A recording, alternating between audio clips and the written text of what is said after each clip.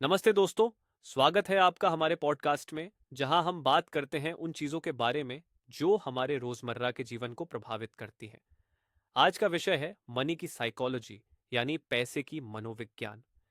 पैसे के बारे में हमारी सोच और व्यवहार कैसे बनते हैं, क्यों हम कुछ आर्थिक निर्णय तो आसानी से ले लेते हैं, लेकिन कुछ निर्णय लेने से डरते हैं, और इन सब का हमारे जीवन पर क्या असर होता है। चलिए आज इन पहलुओं को गहराई से समझते हैं। एक, मनी के साथ हमारा रिलेशनशिप। पैसों की अहमियत को समझना। सबसे पहले चलिए समझते हैं कि पैसे के साथ हमारा रिलेशनशिप क्या होता है। हम में से हर किसी का पैसों के प्रति नजरिया अलग होता है। किसी के लिए पैसा सुरक्षा का माध्यम है, तो किसी के लिए स्टेटस का प्रतीक। सोचिए, जब आप बच्चे थे तो आपके घर में पैसे के बारे में कैसे बात होती थी? क्या आपके माता पिता हमेशा बचत की बात करते थे या खर्चों को लेकर चिंतित रहते थे? इन्हीं अनुभवों से हमारी सोच बनती है। दो, पैसों के प्रति हमारे इमोशंस का रोल, भावना और खर्च। अब बात करते हैं पैसों के साथ हमारे इमोशंस की। पैसे के मामले में हम सिर्फ लॉजिकल नहीं होते, हम इमोशनल भी होते हैं। कभी कभी जब हम उदास होते हैं तो हमें लगता है चलो शॉपिंग कर लेते हैं, लेकिन क्या वाकई ये मूड ठीक करता है? सोचिए, आपने कभी ऐसा किया है?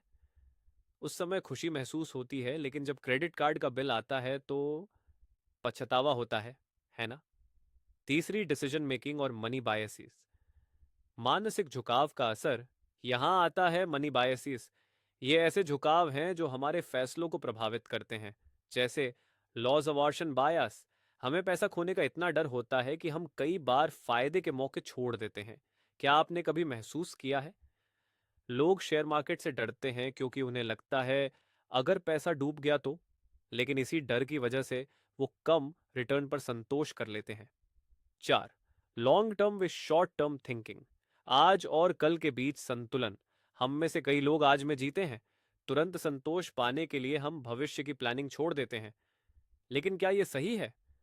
मान लीजिए आपके पास पैसे हैं और आप कोई महंगी चीज खरीदना चाहते हैं, लेकिन क्या आपने सोचा कि अगर ये पैसे सेव करें तो कुछ सालों में ये कितने बढ़ सकते हैं? यही लॉन्ग टर्म प्लानिंग है। पांचवा, मनी और हैप्पीनेस का कनेक्शन। क्या पैसा हमें खुश रख सकता है? क्या पैसा सच में हमें खुश रख सकता है? रिसर्च कहती है हाँ, लेकिन एक हद तक। जब हमारी बेसिक जरूरतें पूरी हो जाती हैं, उसके बाद पैसा खुशी में बड़ा योगदान नहीं देता। असल खुशी उन अनुभवों में छुपी होती है जो हम पैसे से खरीद सकते हैं, जैसे यात्रा, दोस्तों के साथ समय बिताना। तो पैसा साधन है, लक्ष्य नहीं। अंत तो दोस्तों, आज हमने पैसों की मानसिकता को गहराई से समझा। हमें अपनी फाइनेंशियल आदतों को पहचानना और सुधारना होगा। क्या आपको भी ऐसा लगता है? आज का पॉडकास्ट कैसा लगा? क्या आपने कुछ नया सीखा?